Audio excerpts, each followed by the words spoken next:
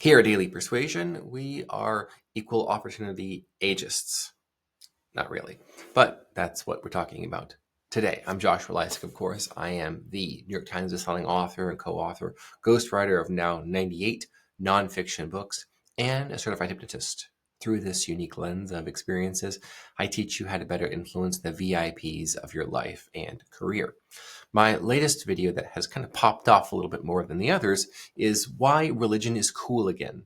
Specifically, why we're seeing the Gen Z religious trends towards religion.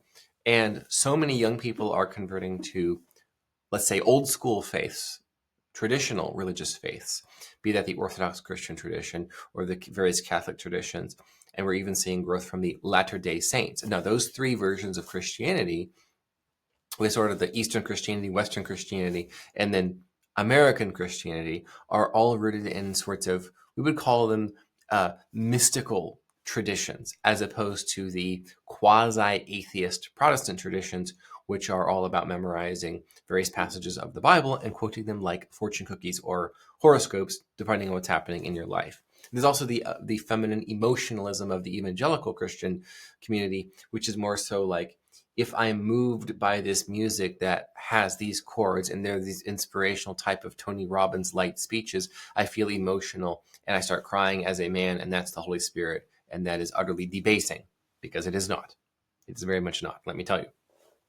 Now, that said, in the context of the various religious generations, I got this comment, and you know that I love to share user-generated material.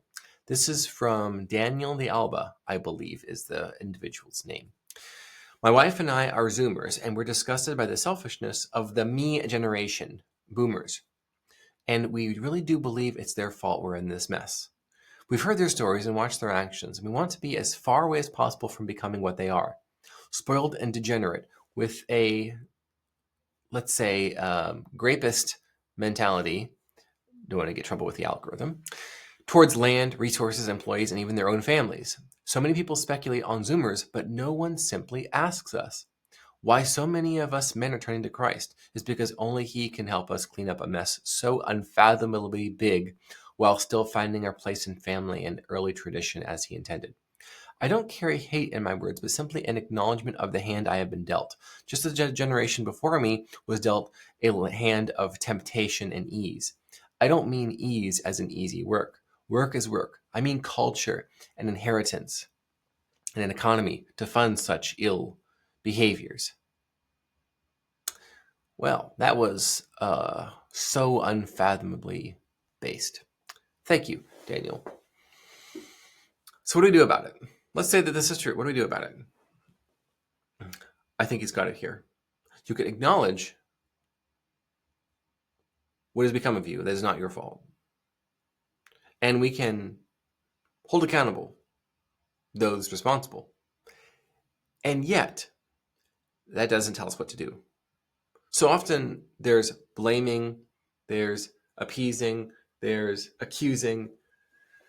And what I'm not seeing, and I think Daniel has done a good job of this actually, rarely, is now what? Now what? Well, think about what kind of family you want. What kind of land do you want? Create it. See, oftentimes we're led astray by what we don't want, focusing on what we don't want. But what I want to talk to you about is, what do you not want? That's what you want. Sometimes the opposite of what you want is not what you want. Sometimes the opposite of what you don't want is also not what you want. I think Daniel has got it here. I'm going to let that sit with you.